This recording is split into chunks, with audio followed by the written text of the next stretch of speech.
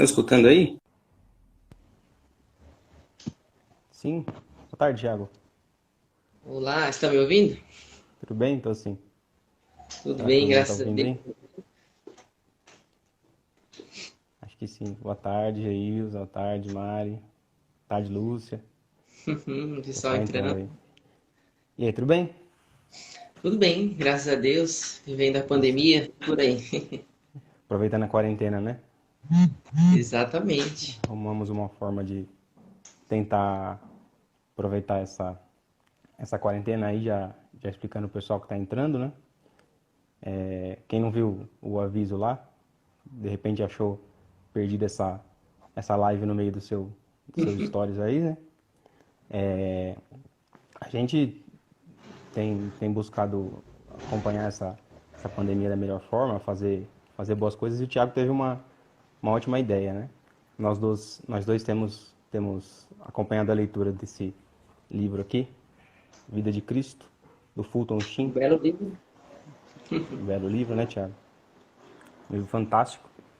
E aí o Thiago teve a ideia de a gente fazer uma leitura orante, né, uma Lex Divina, a partir das meditações conduzidas pelo Fulton Sheen, nesse livro que é muito bom.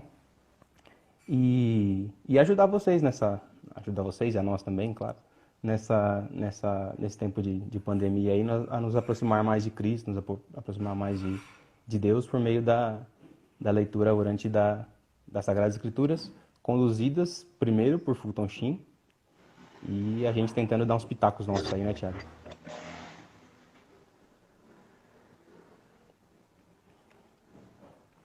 Bom, então a gente vai, antes de começar a falar do, do livro propriamente dito, falar um pouquinho do Fulton Sheen, né? Quem foi esse, esse homem que já está na categoria dos veneráveis, já tem beatificação programada aí, né? Já vai ser inscrito no cânon dos beatos. E, e nasceu nos Estados Unidos, é um americano de origem, lá do comecinho do finalzinho do século retrasado, né? Nasceu em 1895, lá nos Estados Unidos. Ele foi ordenado padre com 25 anos de idade, em 1919, sempre com uma capacidade intelectual destacada, né? Uma capacidade de estudo, de oratória, de, de transmissão da palavra de Deus muito destacada, né? Destacou, isso foi sempre uma marca muito forte de Fulton Sheen, né? A gente tem acesso hoje aos vídeos dele no YouTube, algumas coisas, mas isso foi algo que sempre marcou ele desde quando sacerdote, né? Desde de quando muito jovem. E essa capacidade que ele tinha de ser um orador, não só um acadêmico que estuda da palavra de Deus, mas um orador propriamente dito, é que faz ele receber convites, ainda como padre, para um programa de rádio. Então, a gente vê esses vídeos dele do programa que ele tinha na TV, que ele vai conseguir anos mais tarde, mas ele consegue primeiro, ele é convidado primeiro para o programa semanal de rádio chamado Hora Católica. Ele apresenta esse programa durante 20 anos, de 1930 a 1950. E um pouquinho sobre a obra dele, além desse programa, ele publicou 66 livros, tanto como padre e depois como bispo também. E, apresentou esse programa na TV, chamado Vale a Pena Viver, durante 16 anos, de 1951 a 67. Né?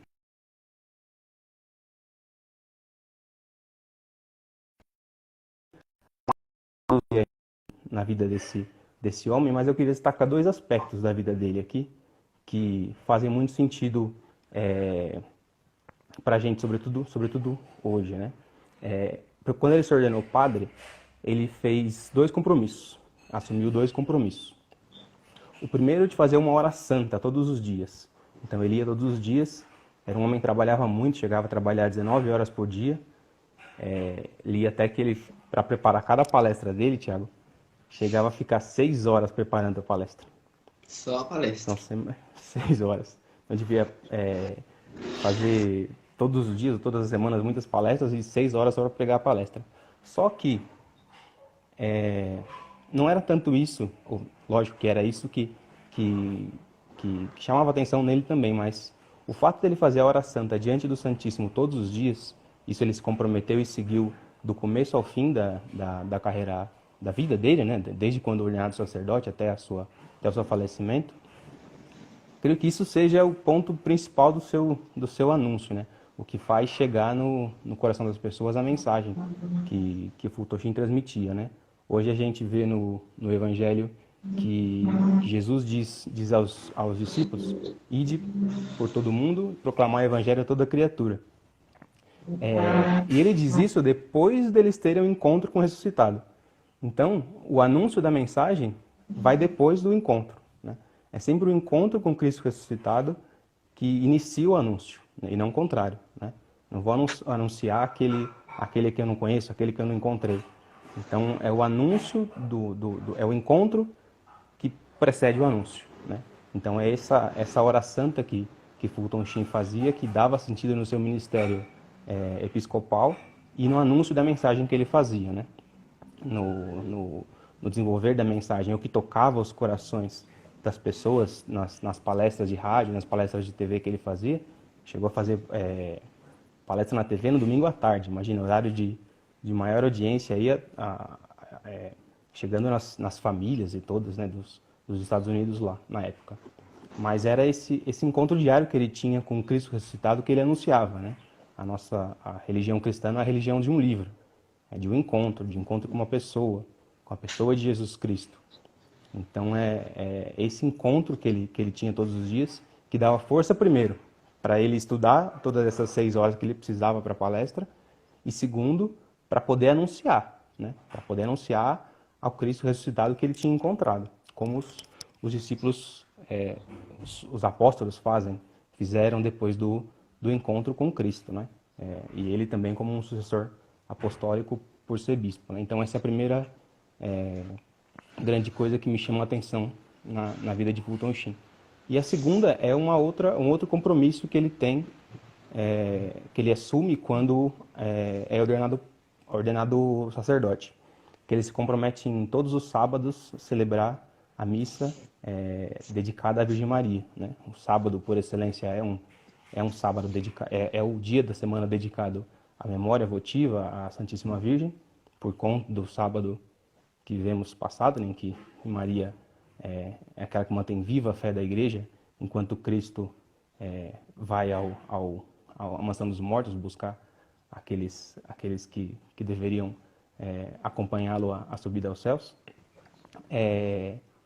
Então ele se compromete com a Virgem Maria nisso, e logo no começo do livro ele faz uma dedicação tripla aqui à Virgem Maria, né? Ele dedica o livro 3 vezes da Virgem Maria, também marcando esse ministério dele aí, né? Primeiro ele dedica como a mãe que deu ao Filho do Deus vivo um corpo com o qual ele tomou a culpa humana e retribuiu a morte com vida. Então primeiro dedica a Virgem Maria por ela ter aceito a missão de gerar o Filho de Deus, de dar um corpo àquele que assumiria sobre si a culpa e retribuiria, venceria a morte com a sua vida. A segunda dedicação à Virgem Maria é como autora do próprio livro. Ele diz que a Virgem Maria o acompanhou nos momentos de sofrimento, enquanto ele escrevia, enquanto ele pensava, enquanto ele estudava para escrever o livro.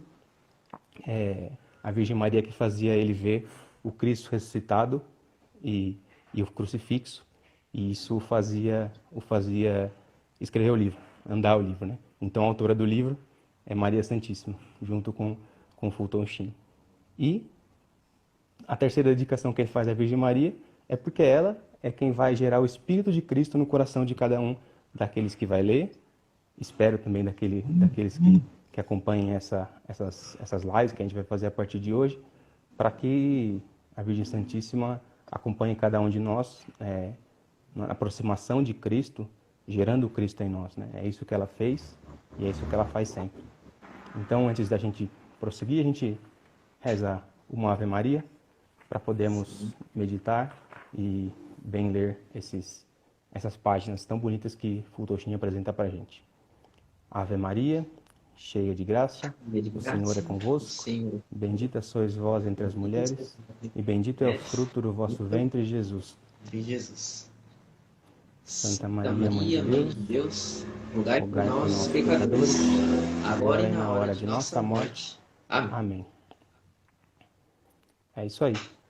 Então, no primeiro capítulo do livro da vida de Cristo, para quem está chegando agora aí, este é o livro que meditaremos, do qual estamos falando, do Fulton Sheen. O primeiro capítulo ele fala da única pessoa já pré-anunciada. É isso aí, Tiago. Pois bem, então o livro ele é dividido em 62 capítulos, né? Então cada capítulo ele vai pegar a vida de Cristo a partir dos 4 evangelhos e vamos meditar, realmente fazer uma Lex Divina inteira de toda a trajetória de nosso Senhor Jesus Cristo. E o primeiro capítulo, que é o que nós vamos ver agora, basicamente é uma introdução. E Fulton, ele já começa dizendo que ao longo da história, muitas pessoas vieram dizendo que vinham com uma mensagem de Deus, vinham em nome de Deus ou que era o próprio Deus. Ele até cita alguns como Buda, Maomé, Confúcio, Cristo, Lao Tse, e entre milhares outros que até hoje surgem. E ele diz então que para tudo isso a gente precisa de ter um parâmetro, que justamente ele vai chamar de razão e história, para a gente conseguir peneirar tudo isso aí, ver o que de fato é verdade e quem realmente é um verdadeiro profeta. Então ele começa dizendo pela razão, pela lógica.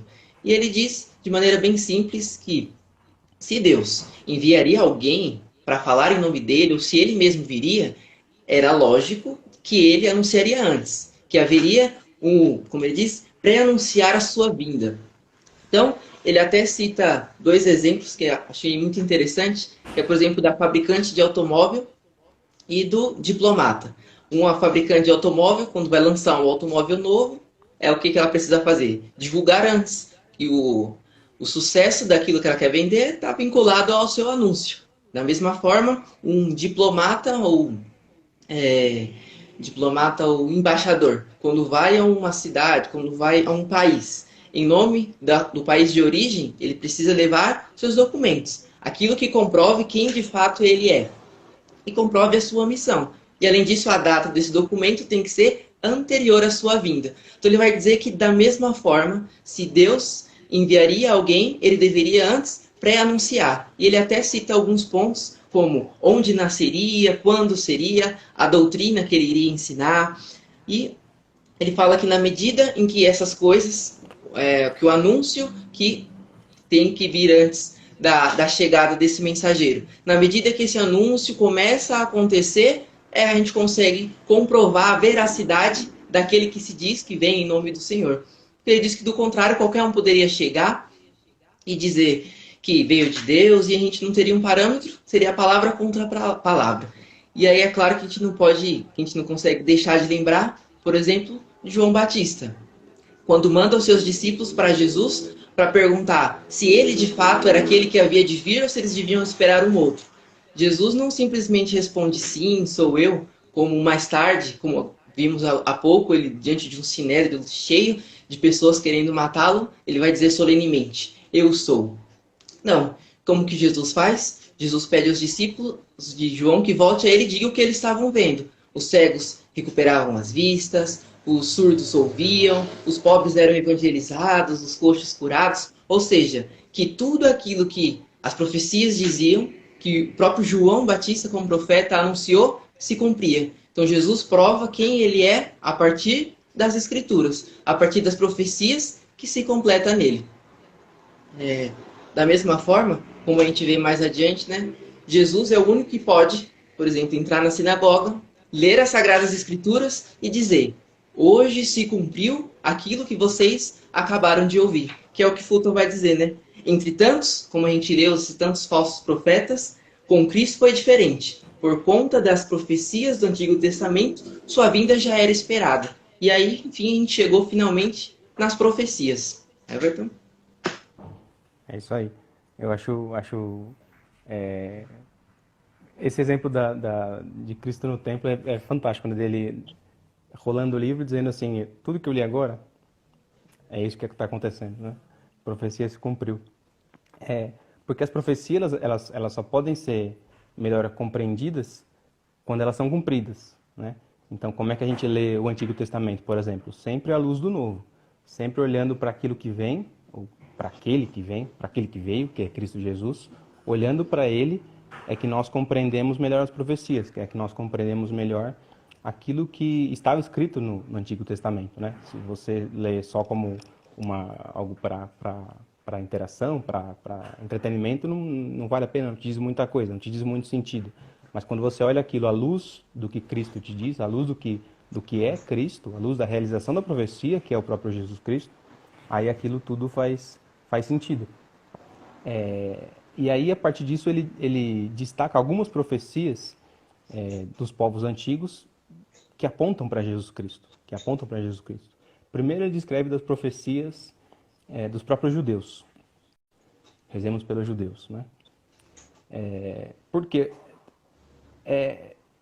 ele até citou um exemplo aqui em que para a gente está muito próximo ainda da nossa memória afetiva e intelectual, porque tá perto da paixão, morte e ressurreição de Cristo, que é o exemplo do Isaías 53, do servo sofredor, né?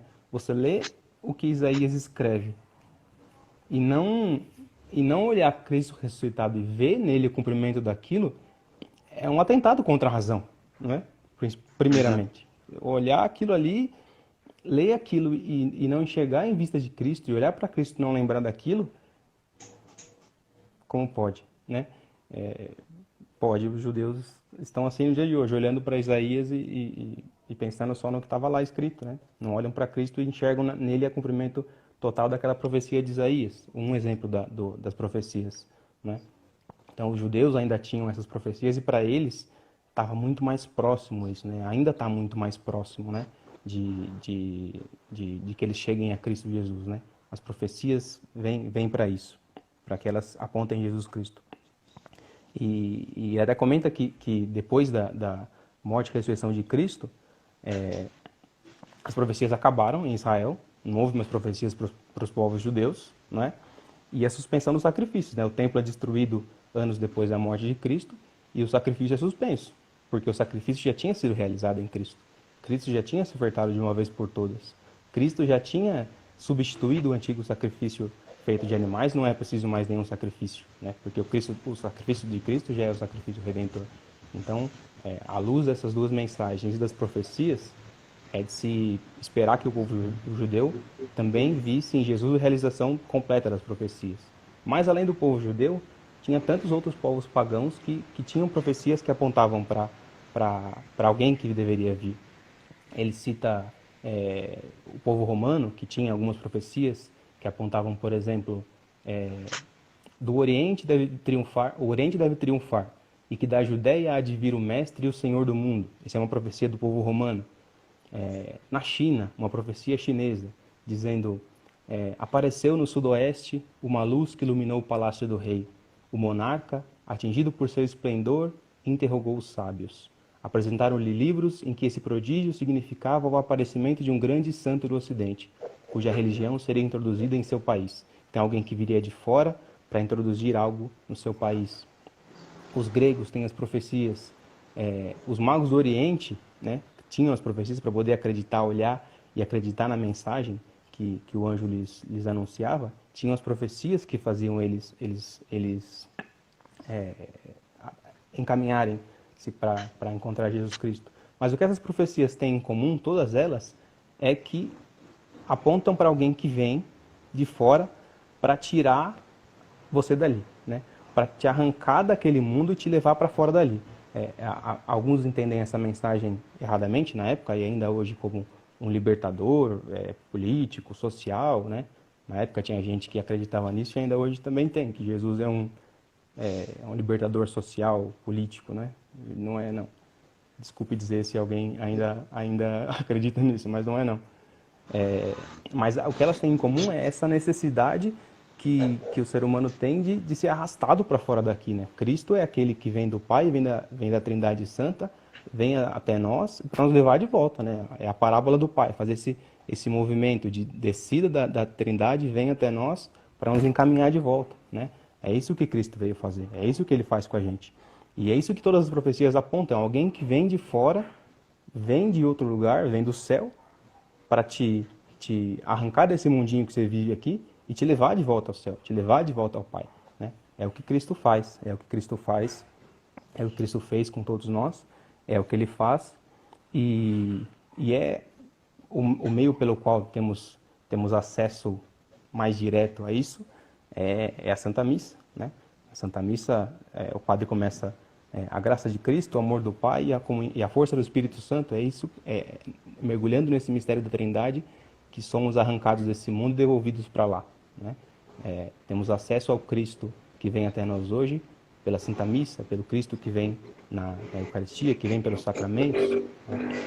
É o modo como o qual temos acesso a Cristo e é a grande dor que a gente passa nesses tempos de pandemia, né? De não poder ter acesso aos sacramentos, porque a gente enxerga em Cristo aquele que realiza todas as coisas, todas as profecias, tem em Cristo como nosso Senhor e Salvador, sabe que a gente pode se aproximar dele pela meditação das Sagradas Escrituras, pela leitura de um livro espiritual, pela oração, sobretudo, sabe que a gente pode se aproximar porque ele se fez próximo de nós e é muito próximo a nós, mas a dor é de não poder tocar o Cristo de modo sacramental, né? A dor é estar afastado disso, né? É estar longe dos sacramentos, da missa, da Eucaristia, da confissão, daquilo que é mais profundo, mais próprio da gente. Estava pensando naquela passagem da mulher que se estica toda e encosta em Cristo, e ele diz, nossa, uma força saiu do meu corpo, uma força saiu do meu corpo, isso é o sacramento, a força que sai do corpo de Cristo para curar, como curou aquela mulher. Se aquela mulher tivesse só olhado o Cristo passar, seria mais ou menos o que a gente vive no dia de hoje, né? A gente se aproxima de Cristo, tem essa relação com ele, de nos aproximar pela leitura, pela oração, por acompanhar a missa de modo online, de modo não presencial, mas a gente não consegue tocar nele como ela fez. Ela tocou na orlinha, na beiradinha do manto dele, foi curada, né? O sacramento ali é prefigurado. E a gente sente essa falta hoje, sente a dor que é não poder tocar no Cristo sacramentalmente. De modo que isso nos toca muito no dia de hoje, né? E em Cristo, então, as profecias se cumprem. Todas elas se cumprem, né? Então, de modo racional, temos que eu tenho um parâmetro para comparar a mensagem que é anunciada com aquele que veio. Então, eu consigo, olhando as profecias, olhar para Cristo e dizer, é ele, né? Consigo comparar, apesar de a profecia não ter uma precisão matemática, né? Não olhar para a profecia e dizer, olha, é assim totalmente, né? Mas eu consigo enxergar a mensagem que a profecia me traz e olhar a realização dela e encaixar uma coisa na outra, né? Atrelar uma coisa na outra. É assim que eu consigo, pela razão, chegar.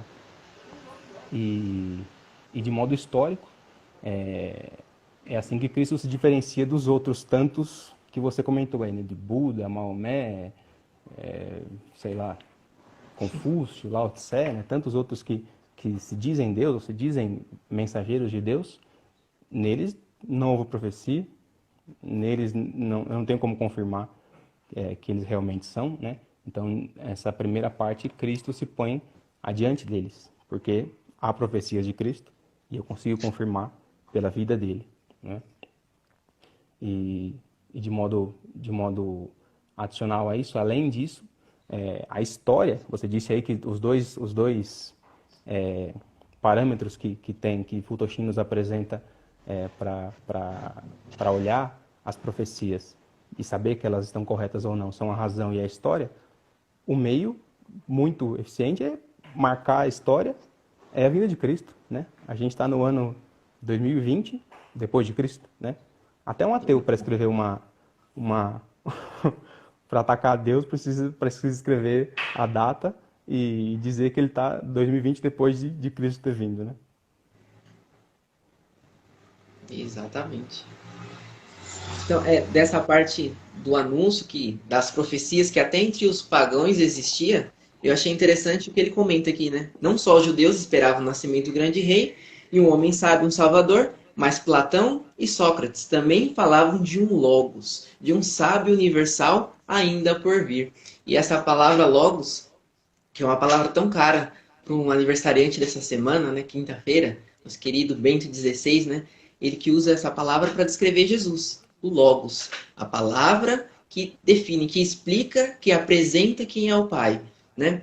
E nós estamos no período da Páscoa e os evangelhos da semana a gente vê, né, o encontro de Jesus ressuscitado com as mulheres, com os discípulos de Emaús, depois com os 11 discípulos reunidos no cenáculo.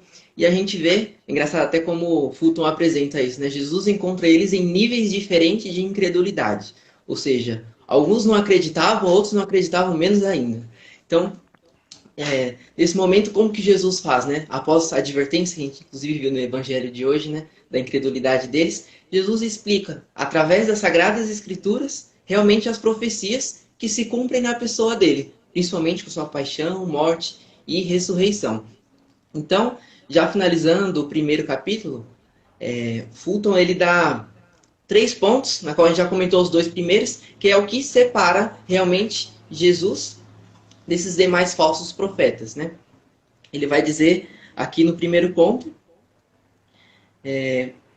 primeiro que põe Cristo à parte a todos os homens, é que em primeiro lugar ele era esperado, que é aquilo que a gente anunciou. Todas as profecias se cumprem na pessoa de Jesus, como a gente vê, por exemplo, na passagem da transfiguração, passagem essa tão cara para nós, né? Onde na pessoa de Moisés, na pessoa de Elias, demonstra que toda a lei e toda a profecia aponta e se cumpre em Jesus. Como São Paulo Apóstolo diz, né? Que a lei foi a pedagoga, aquela que preparou o povo para receber a Jesus.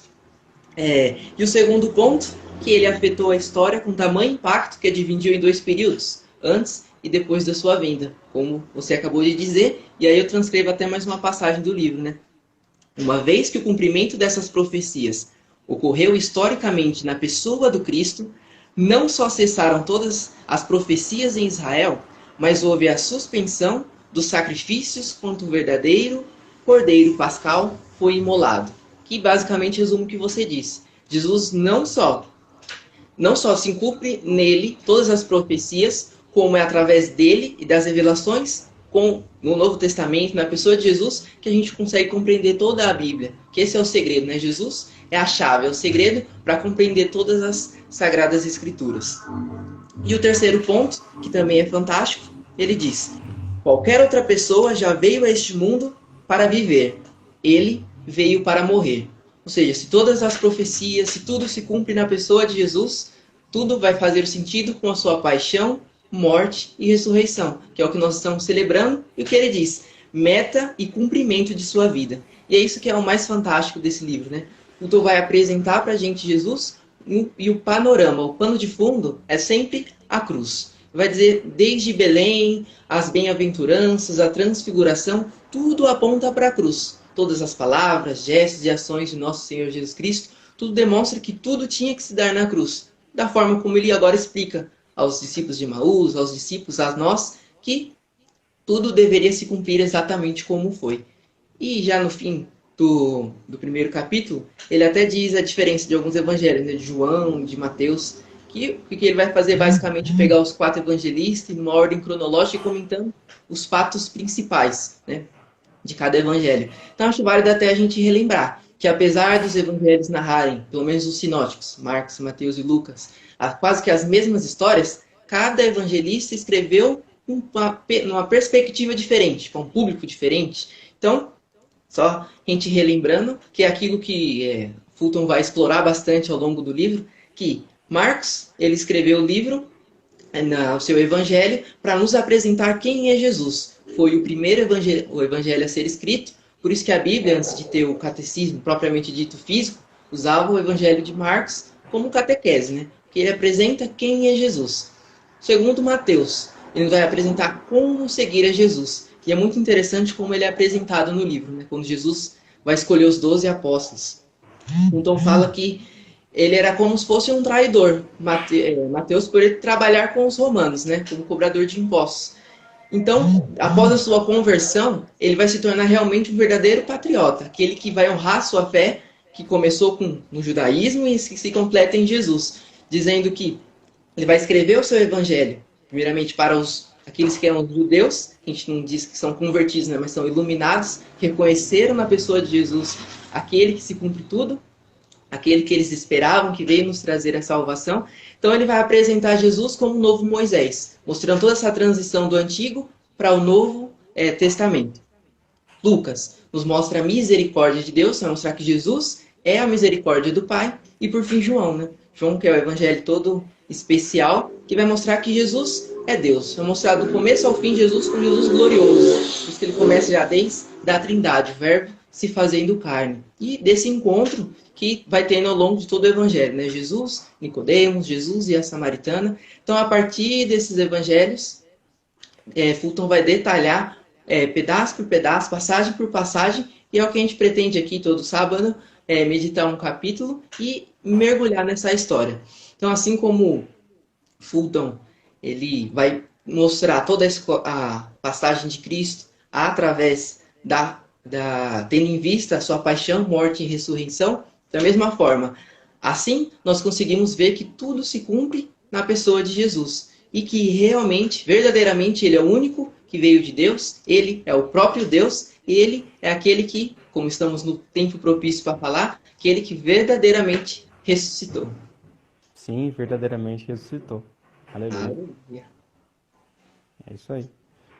Tem uma frase bonita que ele escreve nesse sentido que você comentou da vida dele iluminada pela cruz toda, né? Ele diz, foi a única vida no mundo vivida de trás para frente, né? Ele diz que a cruz projeta uma sombra sobre toda a vida de Cristo. Então tudo o que ele faz, o que ele fala, só tem sentido quando a gente olha para a cruz, né? Só tem sentido quando a gente vê através da cruz. Aquele ícone que a gente medita da natividade representa, mostra Jesus, o iconógrafo escreve Jesus num caixão, né? Põe Jesus bebê, não no berço, mas no caixão, prefigurando que ele veio nascer para morrer. Aquela mulher derruba o perfume de alabastro, ungindo Jesus, prefigurando a unção que ele sofreria quando morresse, né? Quando ele ressuscita Lázaro, ele diz, eu sou a ressurreição, não dizendo que ele dá a ressurreição, mas ele é a própria ressurreição, né? Então toda a vida de Cristo é iluminada pela cruz, paixão, morte e ressurreição de nosso Senhor. Toda a mensagem de Cristo, todo esse livro de Fulton Sheen é iluminado por isso também, e que a nossa vida toda seja também iluminada por isso. Exatamente. Só encontraremos sentido na medida que compreendemos a cruz, né? Que não é sofrimento, mas sim doação. Doação, exatamente. Então a gente doou um pouquinho do nosso tempo aqui para partilhar com o povo que apareceu aí, vi muita gente do movimento da transfiguração aparecendo, vi alguns amigos meus, alguns amigos seus também aparecendo por aí. Então venham conosco sempre nos sábados aí às 14 horas, todo sábado às 2 da tarde, para a gente meditar mais, refletir, meditar e rezar sobre a vida de Cristo a partir desse grande livro de Fulton Sheen. Certo? Certo. Então fica o convite para que vocês também trilhem esse caminho com a gente. Se você tem o livro, ou se não tem, pretende ler, a gente vai fazer essa leitura junto, que já a partir do próximo capítulo a gente já começa com Jesus e o seu nascimento. Isso aí. Convide mais pessoas para assistir no próximo sábado. Vou tentar deixar essa live salva ali. Não sei como é que faz isso ainda direito, mas tentar aprender ali a salvar isso. E nos vemos no sábado que vem. Exatamente. Então, muito obrigado a vocês que conseguiram participar conosco. Que Deus abençoe e uma feliz Páscoa. Feliz Páscoa. Até mais, hein?